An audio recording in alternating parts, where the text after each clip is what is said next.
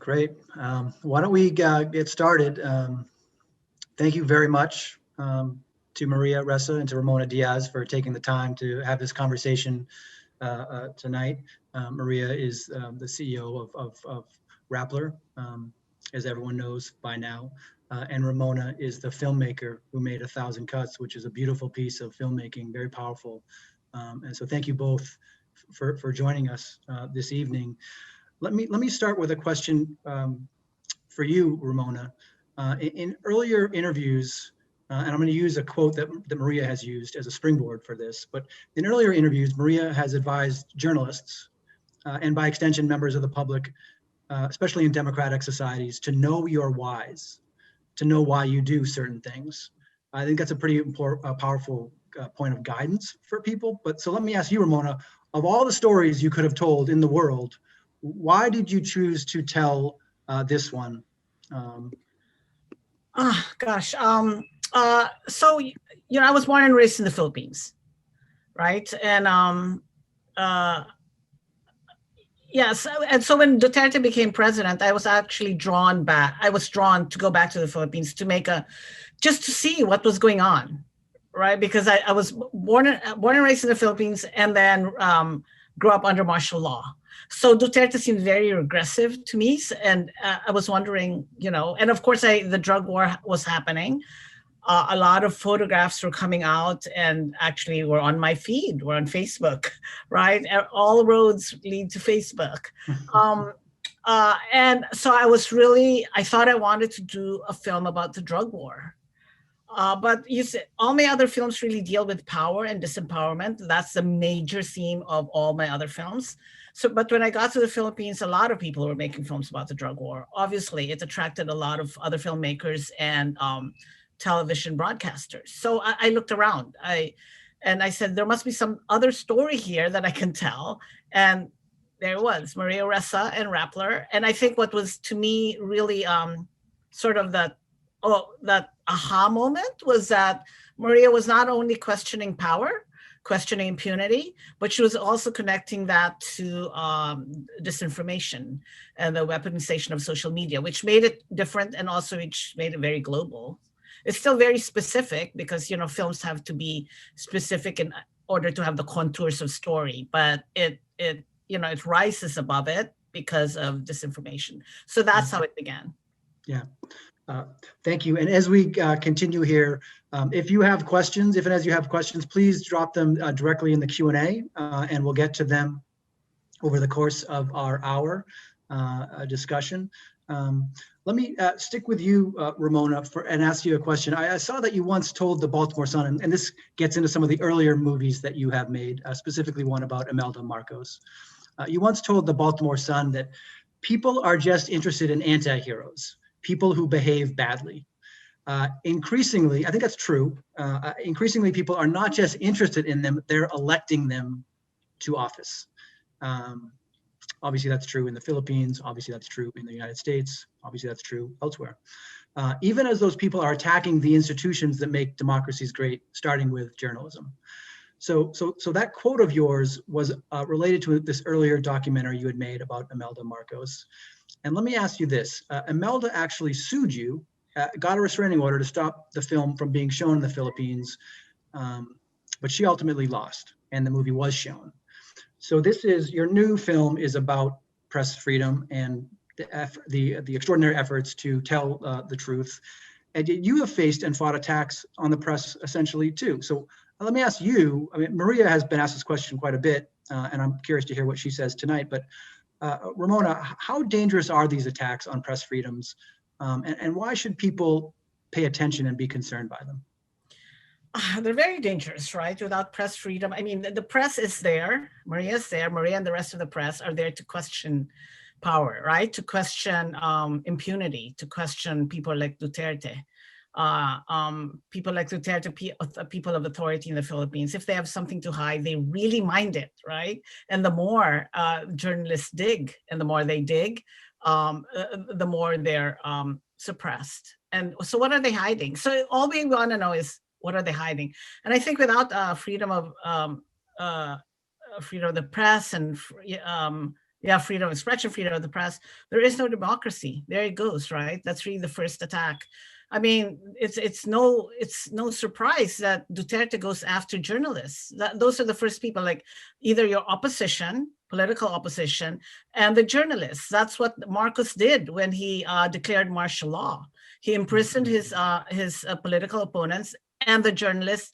Oh, also those pesky academics, right? Let's just imprison all of them so there's no dissent. You don't want dissent. That's the last thing you want, and that's why. And not that the journalists are dissenting; they're just questioning all the time. They're just digging deep, and that's a pesky thing for something like Duterte. Also, you have to realize that President Duterte was the very first politician that went from local politics to national politics. So he went from being mayor of Davao, where he could really handle the press, to suddenly being like the president. And the media in the capital, very different from the media in Davao. They're kind of unruly, as you have to be, and they have minds of their own. And I think this really surprised him that he couldn't easily control it. Yeah, let's turn to you, Maria. Obviously, you are one of several subjects of this film. It's really a riveting story about the Philippines, but also a personal story about you. You're at the heart of it. As the film was underway, you were staring at 6 years in prison on a single cyber libel charge. Now you're convicted of it, and if you are convicted of all, I think it's 9 charges, you face 100 years in prison if all of these are sequential. So you've been in this business a super long time, 2 decades at CNN, obviously nearly a decade with Rappler. One of the things that stuck out to me in this film is you have your sister, your peers, even George Clooney saying that they're afraid for you, afraid, for what will happen. Yet you repeatedly say that you're not fearful. And so the journalists I know, we wake up in the middle of the night, like at 3 a.m., panic attacks because we spelled someone's name wrong, or we think that we might have done that. How do you manage this? Again, you have the benefit of years of experience in this business, but how do you manage that anxiety? Oh my gosh, that's right. What a great question. But so look, this year I'm 35 years a journalist. 35 years. That means I'm old, I guess, right? But I guess, how do I manage it? I take everything a day at a time at this point in time, and I try very hard to commit each day to doing to sticking to my values and doing my job. So I wake up today and I say, I'm going to do it. And I promise to do it tomorrow. Take it a day at a time, because frankly, it's so uncertain where everything is going to go. It's to add to what Ramona said about press freedom, it's an existential moment globally. And you in the US, you barely evaded it. You barely did this. But the impact on Americans of the kinds of, the poisoning of our information ecosystem, the attacks on the mission of journalism, the breaking down of the credibility of holding truth to speaking truth to power. This has had an impact on what Americans believe, how they feel, what they think. And we're back. There's this great book by Barbara Tuchman, The March of Folly. We've done this before when we were at the edge of fascism. We did go through it as a globe in a global landscape, and here we are again. And so my response to you is, sorry, I'm rambling on this, but it's something I face every day. But every day it also gets easier, and every day, sometimes it's bleak, other times I'm infused with energy. But it really all depends on these individual battles of integrity, because democracy will not survive if it is only the journalists speaking truth to power. But can I say something? Please do. In my observation of Maria, okay, I think the way she handles it, Am I right?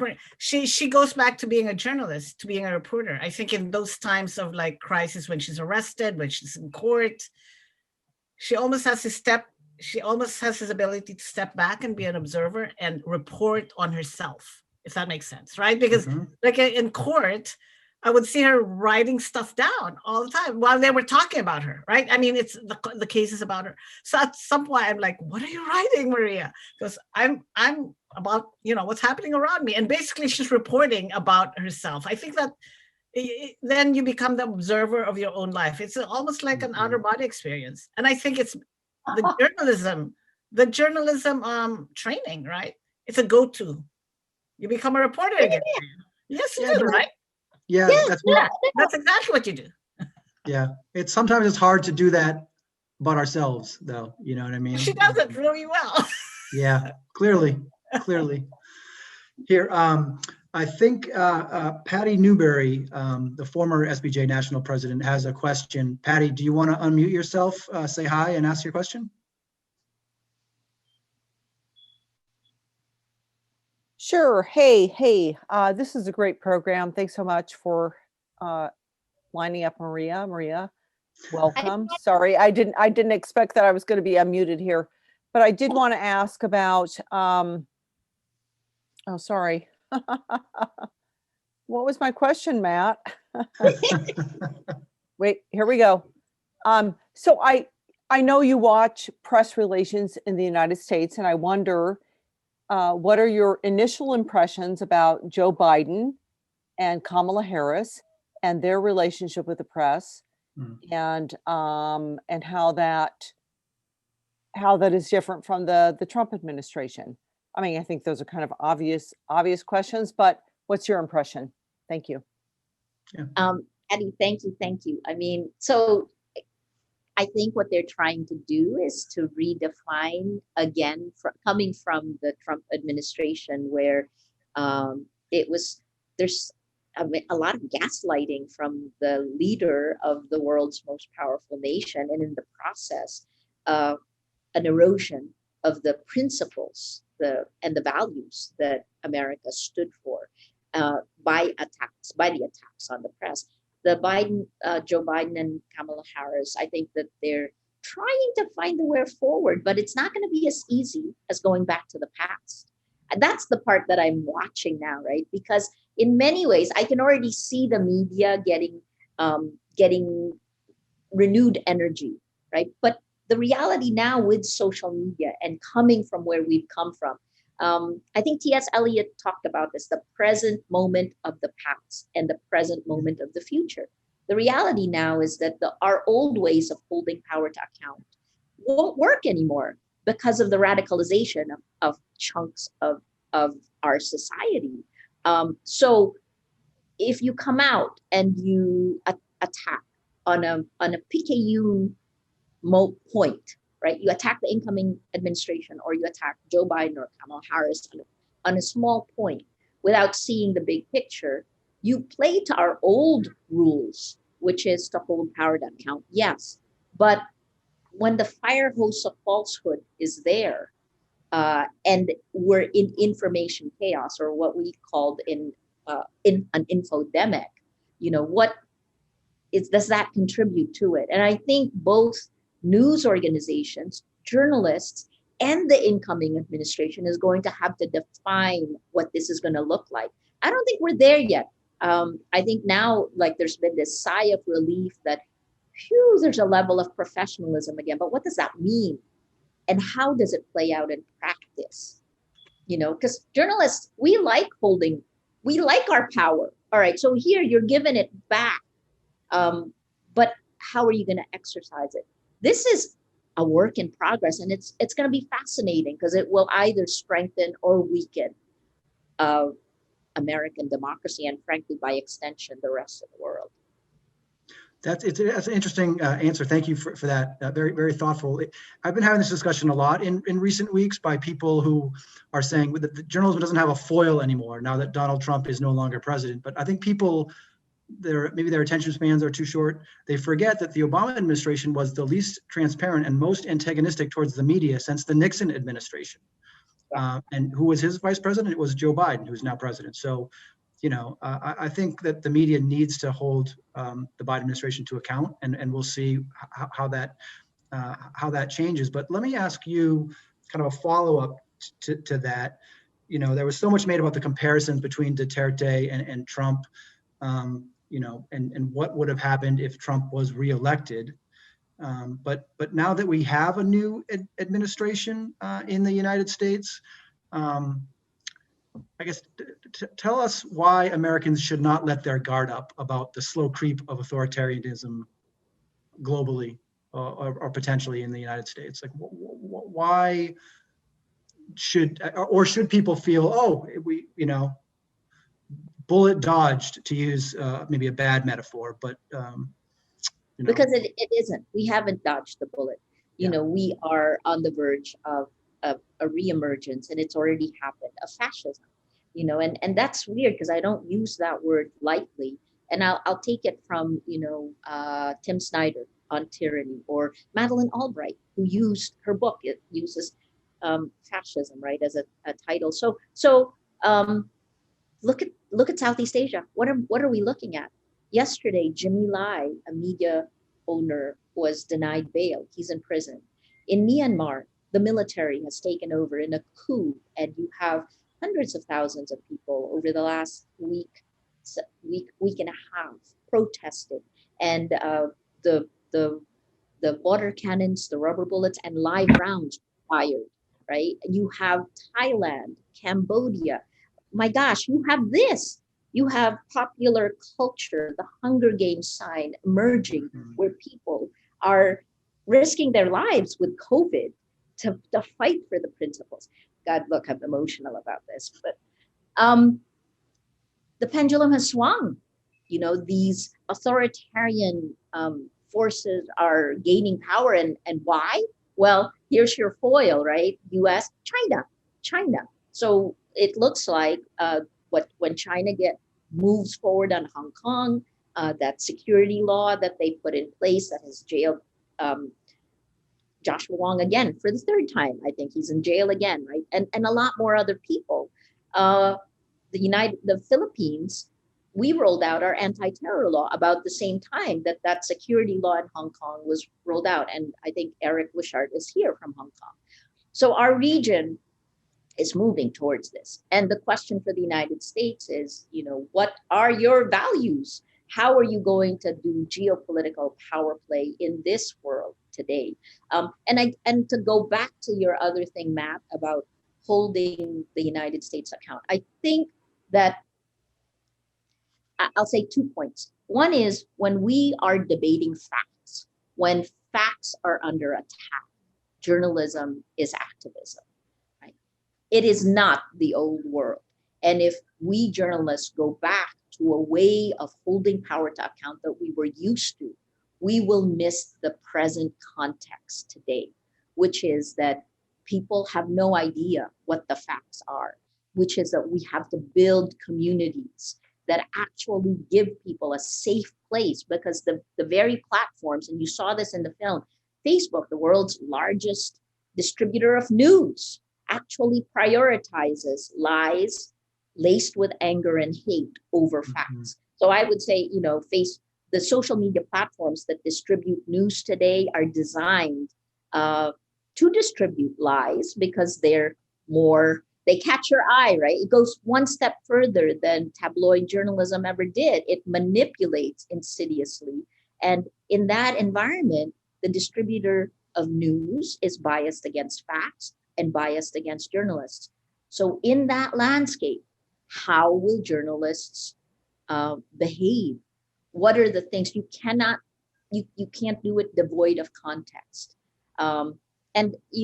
Sorry, I'll leave it at that, right? Because I think we're defining it right now. Let's pick up on that thought, though. I think it's important. So, when you're in your newsroom, you work with a lot of young journalists. What do you tell them when facts are in dispute? Like, how do you tell them to do their job? And even one step removed, what would you say to a college student or a journalism student, an emerging journalist who's like, why do I want to get into this career if people can't even agree on the facts? Like, why do I want to put myself through headaches about that. What advice do you have for younger journalists? I'll start with the younger and then go to our staff. Without facts, you can't have. I said this at SPJ in 2019, I think, right? Was it in San Antonio? I don't know where we were. But without facts, you can't have truth. Without truth, you can't have trust. Yeah. George Shultz just died, right? And he said this: everything moves. He and Stephen Covey, everything moves with the speed of trust. If you have trust in the room, anything is possible. If it's not there, nothing is possible. So what's at stake right now is all human endeavor. It isn't just democracy that is dying. It is everything. And we've kind of, in our editorial agenda, there are 4 major clusters that we look at. And it's big. Climate, which is global in scope, right? If we're poisoning ourselves literally in the physical world, if we're dying, then that's a problem that we all need to come together. The second is disinformation, the battle for facts. This is important because you can't solve the huge problems if you can't agree on the facts, if we don't have a shared reality. The third, health, coronavirus. How the heck can we even, this is why, people will run around without masks because of the problem in our information ecosystem. And then, the final one is governance. How are we going to hold governments to account, knowing that we also have to work with governments, right? And this is something we struggled with in Rappler all the time. We have a civic engagement arm that actively works with government, and an investigative journalism group that actively holds government to account. And sometimes government can't deal with that. So look, this is an exciting time to be a journalist, because you will be able to craft not only what the future of journalism is going to look like, but the present, future, but also what the world is going to look like. You're going to help decide whether we are moving into this kind of lackadaisical, I want someone else to make the decision for me. It's too complex. It's too difficult. I'm going to just bury my head. And then we walk into a time of the world that, that was at the time of Hitler and Stalin. This sounds so crazy for this to be coming out of my mouth, but that is where we are. And then the last part for Rapplers, I don't have to do much, because they understand this moment in time. Their purpose for doing what they're doing, they're fighting for their future. They're fighting to be good journalists, and they're intertwined. Mm-hmm. Well said. I think let's go to a question from the audience from S.J. Wickwire, if you will unmute yourself and ask it. And then I'd love to come back and bring Ramona back into the conversation. But S.J. Wickwire, why don't you ask your question? Thank you. Hi, I'm Sherry. Hi, Maria, and hi, Matt. I kind of got ahead of you when I asked my question, and you've answered part of it, but I work with informing young journalists and debating the First Amendment and what's been going on lately here and everywhere. But I was asking the question, how do you think journalists can build that trust to educate and inform the public of facts in this really divisive environment? Because people seem to choose their own facts, and there's a lot of bridging and gaining agreement on what is, because I loved what you said a minute ago about facts are based on truth, based on trust. And so it's about that trust question. Thank you. And my answer is not going to please you that much, because I don't think it's in our control right now, because the world's largest distributor of news is social media. And this is prefaced by our control, right? What the stories that we did, but that's no longer the world we live in. Today, there's a great book by Sinan Oral, MIT, just published September last year, where he gives you one chart that shows you the connection between the device you keep in your pocket, all of the apps that you put on it that gather data, Netflix, Spotify, Facebook, Twitter, whatever you put on this. And all of this is a perpetual machine, the hype machine. That's it. That's the name of his book.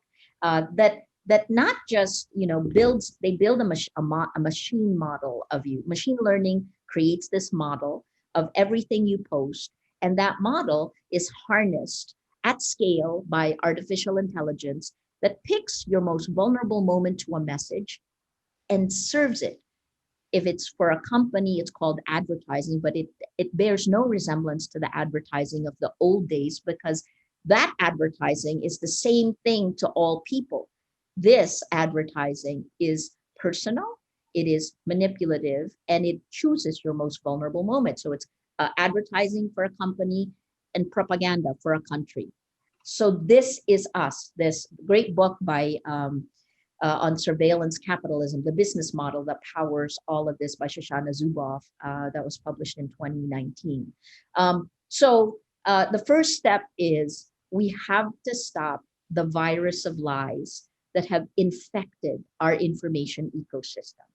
The reason why the radicalization has happened is not because of what we believe. It is, I think we're at this moment in time where agency and free will is under threat. We are being so insidiously manipulated by technology that we don't realize that we are being manipulated. We don't even know that, right? Like the atom bomb, the world knew something bad happened. And here, we're just kind of going through our lives. So I think about this. The virus of lies is just like coronavirus. It is contagious. When you get infected, you have to be rehabilitated. You have to be cured, right? Look at the United States, and that's the perfect example. Like there's a meta-narrative that was seeded in 2019. This is work by the Election Integrity Partnership. In 2019, August 2019, that narrative of Stop the Steal, the narrative of election fraud, was seeded on RT. And then after that, it was picked up by Steve Bannon on YouTube, seeded in closed Facebook groups, and then erupts with QAnon like a year later. And then, so this bottom-up astroturfing comes top-down with President Trump saying that the election was stolen. And look how many people believe it. Look how many legislators, right? So this is not something that is going to go away. And guess what? All we can do as journalists right now is to keep telling the facts. But how do we build around it? I think we should be talking about how difficult it is. We should be talking about how we're being manipulated. We should be telling people, well, so the last part, because I'm talking a lot, I'll shut up. The last part, I have three ways that I look at this for Rappler. I look at technology, hold the tech to account. In 2016, we tried to stop impunity on two fronts: Duterte's drug war and Mark Zuckerberg's Facebook. And then, so hold the tech to account, stop the virus of lies, stop that from turning our world upside down, so that the second part is journalism. So journalists can do our jobs and we can begin to build these communities of trust, which connects to point number 3, the third pillar of Rappler, which is community. We have to be in a place where it is safe to disagree, where you're not going to be gaslighted, where you're not going to be attacked, where you're not going to attack, where you're going to listen. So it takes a while to get to this point. How that we could talk about that for the whole hour. This is the fascinating subject about social media. But when you say safe to disagree, it makes me think, that one of the things I have not been able to get out of my mind since January 6th and the insurrection at the Capitol, the attempted insurrection, the riot, is murder the media scrawled on the wall of the U.S. Capitol, where you would never think to see such a thing. So let me bring Ramona back into the conversation and talk a little bit about safety. You had this access in the Philippines. Obviously there are multiple characters in the film, not just Maria. There are pro-Duterte forces that you had really, really good access to. And this is at a dangerous time. Were you ever worried about your personal safety? And have your opinions of journalism changed since the film has been received by the public? So the safety question first. I think because I was also, the administration knew I was making this film because I needed access to some of Duterte's allies. So they were very aware. I also needed access to Duterte himself because at those rallies, we needed special permission to shoot him in in the pit as opposed to being in the media box, which is so far away. As they gave us that permission. So I felt like if I were, so they knew we were making it. We're very open. We couldn't hide, right? But that gave us a layer of security. I felt more secure because I was giving them power, right? Information, right? So they knew that we were doing it. So they felt kind of safe that they knew what we were doing. But I'm sure we were also surveilled, and that was a thing. That sort of, it almost became like a joke because they knew where we were. We were either up north or down south. They would always say, "Oh, how was whatever, how was Baguio yesterday or whatever, And so they knew we were up there, and it was funny, haha, but also menacing.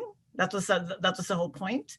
So my concern was really not Duterte, but the random violence, right? The people who show up who think they're acting on behalf of the president or incited by the president, or the trolls that become, that show up at your door, right? And actually become like flesh and blood, like in the film. So that was what I was more concerned about in terms of security.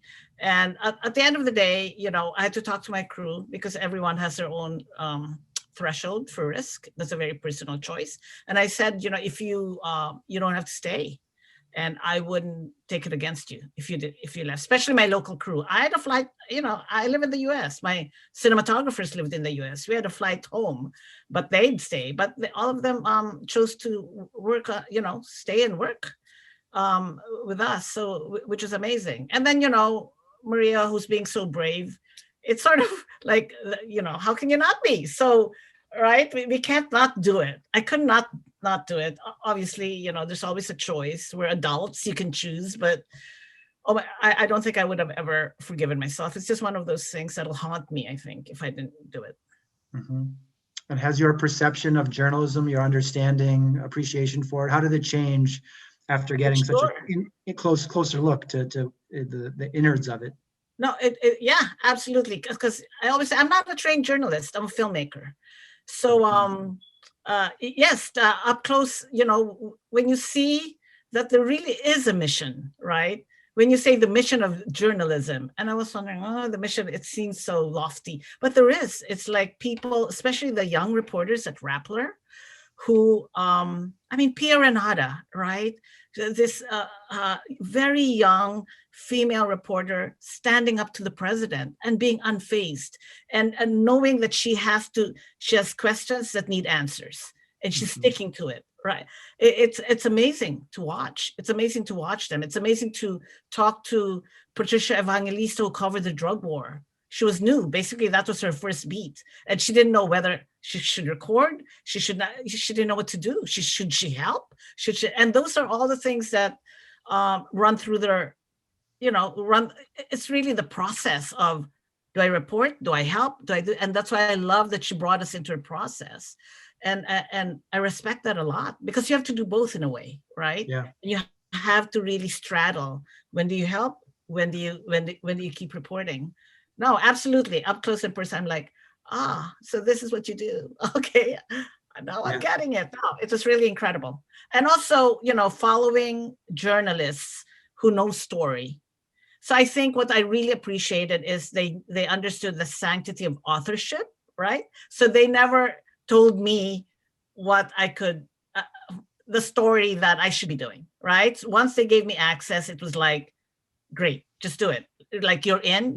We're not gonna get in the way of what we think you're doing, right? They trusted that I was gonna get a story, whatever story that was. So that's very rare, and I think that's because they're journalists. Yeah, that you segue here into a question for Maria from the audience. You mentioned Eric here, for Eric Wishart from Hong Kong. He has a question for you about a personal decision that you have to make at some point. Maybe you already have. Eric, why don't you unmute yourself and ask your question? Yeah, good morning. Can you hear me? We can. Yeah. And Ramona, thank you for making this film. It's very important that you shine a light on this. Maria, good to see you again. I wanted to ask you, you just spoke at the FCC, and I spoke to Gary Kasparov, spoke at the FCC, and I asked him, if he was an activist in Hong Kong, what would he do? Would he stay and fight? Would he give up? Or would he leave? he said I would leave. And as you know, Kasparov lives in exile. Jimmy Lai's in jail.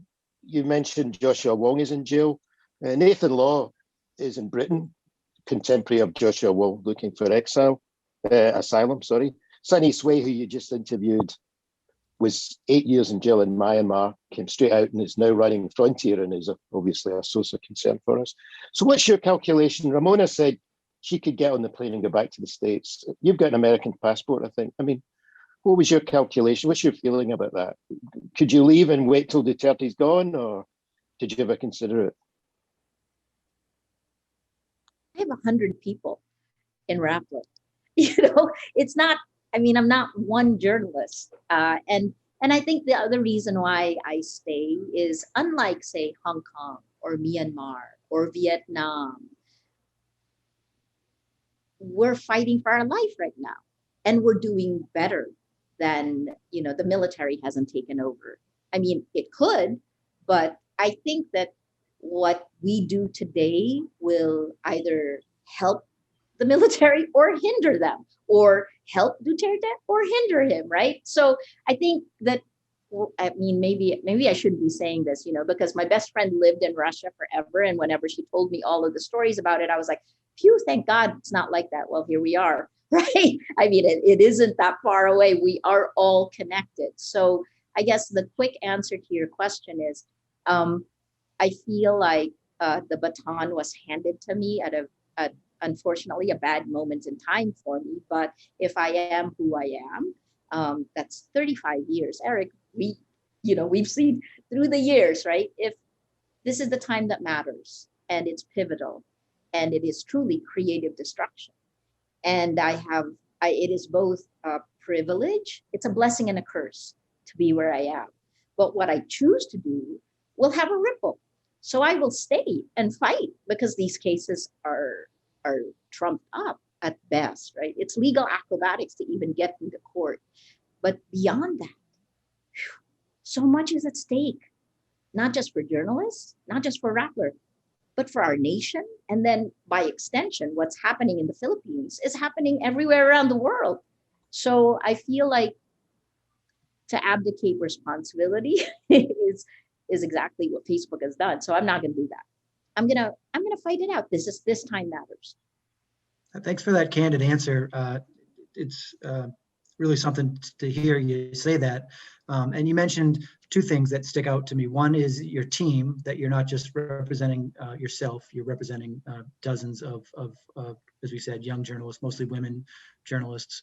And the stakes here, it's people focus on the jail time, but let me ask you about another element of this, which is the vitriol that's directed towards you personally and to your news outlet. At one point, I think you said you're getting 90 hate messages an hour. That's a lot. I think as journalists, we all have a thick skin. We all got to put up with things that we might not in other industries. But your staff, as you said, mostly young, mostly women, mostly journalists of color, and those two groups, journalists of color and women, are subjected to the most hate and harassment online. What advice do you have for your staff or all journalists when they're faced with these threats and this vitriol? I mean, why should someone as a journalist put up with that? I think some outlets have certain measures in place, to report credible threats and the like.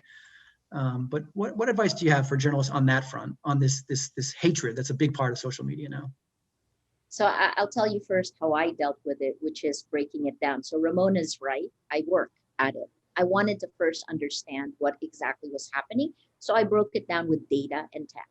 So understand it first. It's not about you. It is about power. It is about pounding you to silence. That's why you come under attack. So that must mean you're effective.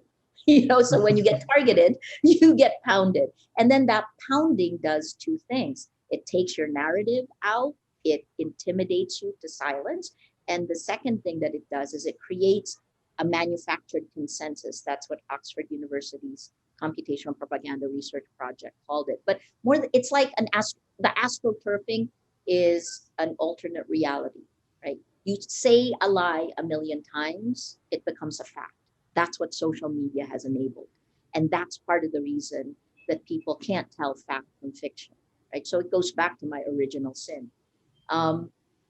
The second thing that we did almost immediately, and this was in 2016, was to offer counseling to our reporters and our social media team. As you can see in the film, I have a young team. Our median age is 23 years old. We're 63% female, not by choice. I don't know why that is.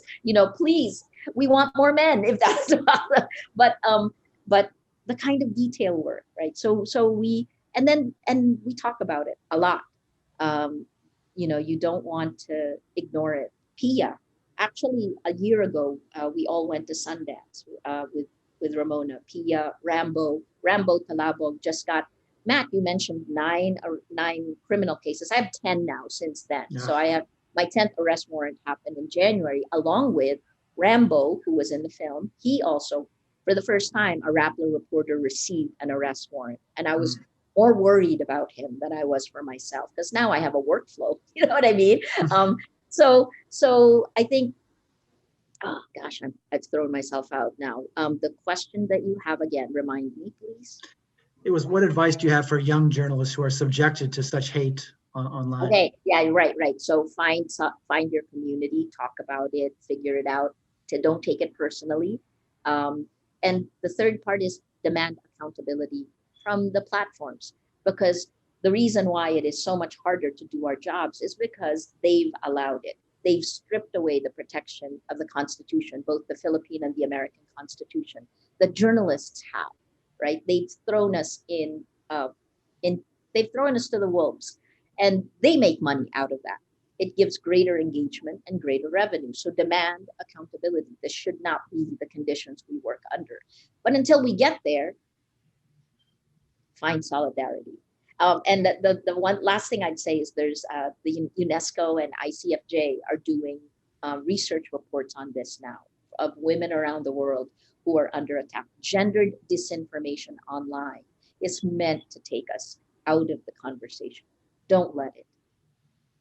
Yeah, actually, just to piggyback on that, I tell young journalists to ask when they're interviewing in a job, in a work environment, ask what steps do you take to protect people from those kinds of attacks. And there really are attacks. And I tell young journalists all the time, remember, you're interviewing them as much as they're interviewing you. And more protections along those lines are super important. But sticking on this notion of social media and the future of it, very famously, obviously, social media companies kicked off the president of the United States from their platforms.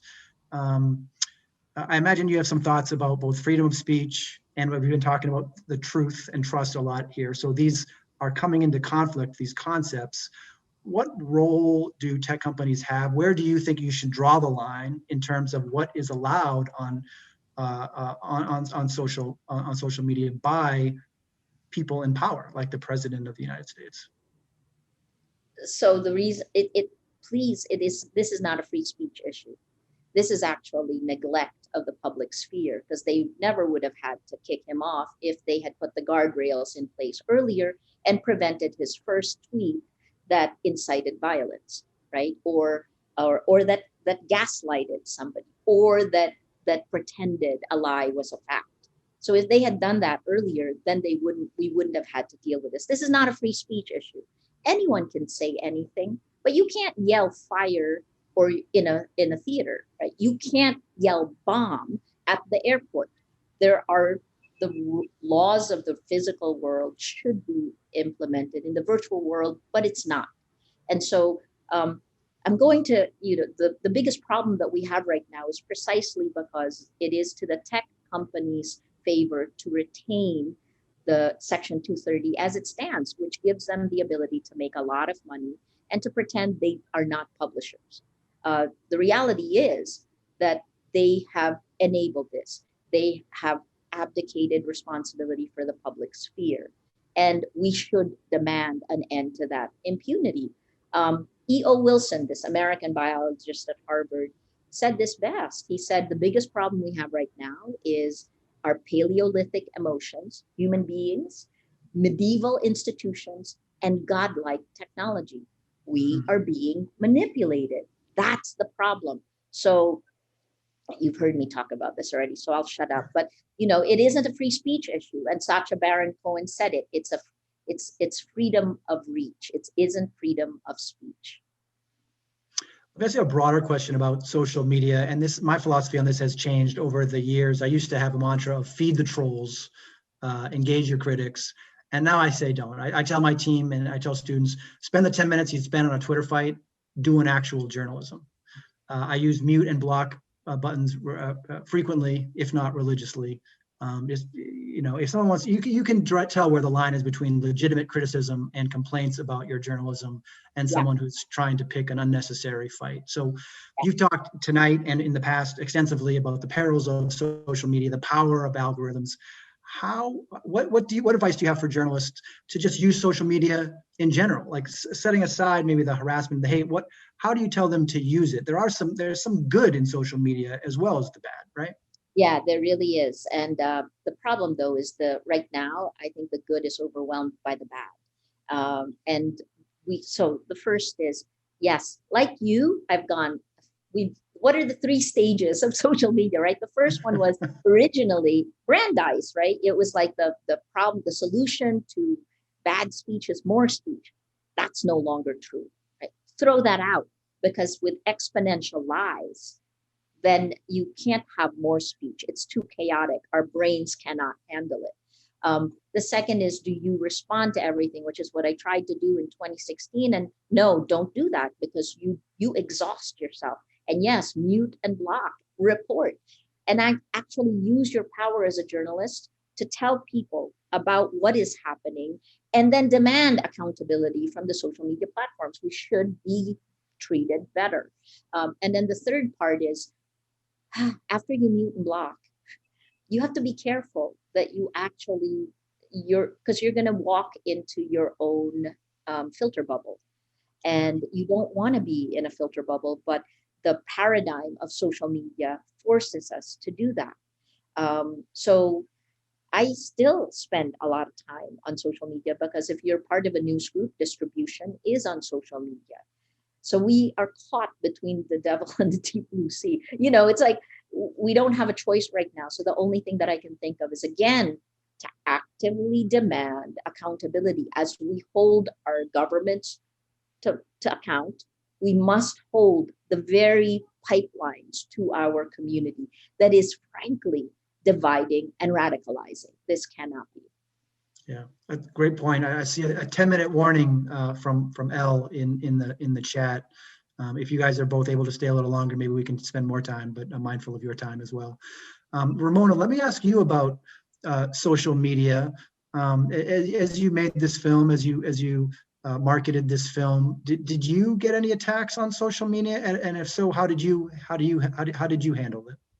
I'm not a social media person. I actually have a social media team that handles it, but because it stresses me out. I really, so I don't engage in social a lot, except if it's for the film to push it out. The film got attacked. Maria got attacked, but not me personally, which is so. We were ready, right? And I wasn't going to engage, because I know every time I engage, it's not about engagement. They're not interested in engaging. They're interested in just attacking. So yeah. I'm not interested in doing that, right? It's never going to go away. But it's a film. I mean, they say it's fake. Everything's fake, and that I'm, because I'm aligned with Maria now, and I live in the States, I must be backed by the CIA, right? It's always the CIA, and I'm just, I'm in Maria's court, obviously, because I am also American, which is so insane. So I just don't, I'm really not a social media person. Thank God there's a team in the film that handles it. And we did get attacked on the Rotten Tomatoes and stuff like that. They would put bad reviews, but yeah. It was so obvious, though. I mean, because they would cut and paste, right? They had the same comments over and over again. So, that's not real. And what are you going to do? So sometimes we just block it. Yeah, that's wise advice. I think that's sometimes the only course that we have. But to Maria's point, then we have to know that we're in our own bubble again. But we're always in our own bubble anyway in life, right? I live in Baltimore. I don't live like down south, right? I mean, or some people will consider this south. But You know what I'm saying? In life, you're in your bubble anyway. So it's, I think, a personal responsibility to find out what other people are thinking. Yeah, It well is, said. yeah. Yeah. Let me ask you this. Let me ask you another question, Ramona. When you watch the film, it almost feels like a prequel, right? It feels like we're watching Star Wars: A New Hope and Empire Strikes Back, and you're rooting for the good guys. You're not sure, what's going to happen. Plans for a sequel? I mean, obviously, I don't. Maybe this is a question for Maria as well. But would you have interest in telling this tale, returning to this tale, or is this really a self-contained kind of piece of filmmaking? So, yes, but I can't talk about it more. There you go. Okay. Right? Maria, can you talk about it? I don't know. I don't know. No, you can't. No, you can. You can talk about whatever you want. That's funny. That's funny. Free speech. Exactly. Yeah, but no, I'm The thinking of reach a quote. the reach. I don't know what the reach is. So That's funny. Maria, I'm thinking of a quote you gave Elle Magazine where I'm going to read it here. I have no idea where this is going to lead. That's the other part, right? How will this end? I have no idea. And I hate it because I'm in it. I mean, this is your life story here, and to the question Eric asked about your passport, how do you stay so resolute, so resilient when you're facing this uncertainty? I know you said you take it one day at a time, but kind of tell us about that, because it does feel like this is like intermission and we're all waiting to see how the second act goes. this is how it ends. Mhm. Which was the original title. This is how it ends. That was one of the titles that Ramona considered, right? But it didn't end, so we couldn't use it. So I don't know how to answer that one, except that the world is turning darker. It's become darker, and I think the Biden win is a little bit of a respite, but there is a ton of work to do globally if we believe in democracy, if we believe in inclusiveness, right? If we believe in societies where we have free will. I always said, I've been saying this since I was a kid, that the only way to deal with what you're afraid of is to embrace it. And it's kind of Zen-like, but part of it was when I moved to the US and I was the shortest kid in class. I went to public school in Toms River, New Jersey, and everyone was so much taller. They spoke so much faster. I could barely speak English. And you have to, whatever it is you're most afraid of, you have to touch it, embrace it, and be prepared for it. So that's kind of the way I live my life right now, which is, I know the worst case scenarios, believe you me, I do know them. But I don't want to focus on them, because then focusing on them will help make that a reality. Free will, right? What I do will matter to what my future will be. So I choose to believe that you can be idealistic at my advanced age, that the young Rappler reporters should be idealistic, and we should uphold these standards. So, wow, you're making me emotional, Matt. Jump in, Ramona. Emotional moment. Well, let me, in the interest of time, I think we'll leave that answer there. I do appreciate the emotions that you're going through. We like to close when we do these talks with the international community with a particular question that I'd like to ask of both of you. What does press freedom mean to you? And Ramona, why don't you go first and tackle that? Maria should go first. This is her. We'll give her the last word. If you don't want to be put on the spot, we can have her go first. If you want. Yeah. Just maybe just let her go. Maria, go. There you go. You abdicated. We'll come back. We'll come back to you, Ramona. You got some time to think about it. No, look, I mean, I've said it in different ways, right? Press freedom sounds like a concept outside of you, but it is about shared facts, shared reality, about giving each of us and groups of us the ability to challenge immense power. So every single right you hold in a democracy that's the foundation. So without the ability to have the facts, to challenge power, you lose all your rights. So stand by it, right? That's what we have to do today. In every democracy, you got to do more than vote. You have to, this is it. This is the moment. You have to stand by, act, and live your commitment to democracy. Well said. That was inspiring. I got some goosebumps. Ramona, do you want No, to? everything Maria said. I can't. Ditto. We got a ditto out of What Maria Ramona. Okay.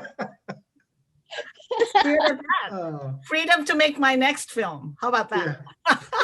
That works. That works too. That's part of this. Yeah.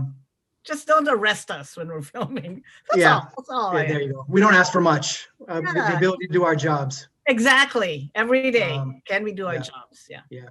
Well, thank you very much. Let me just, this is part of a series of talks that the international community has been doing and doing very well during this pandemic, bringing in, people from all over the world to talk about issues that are important to so many of us.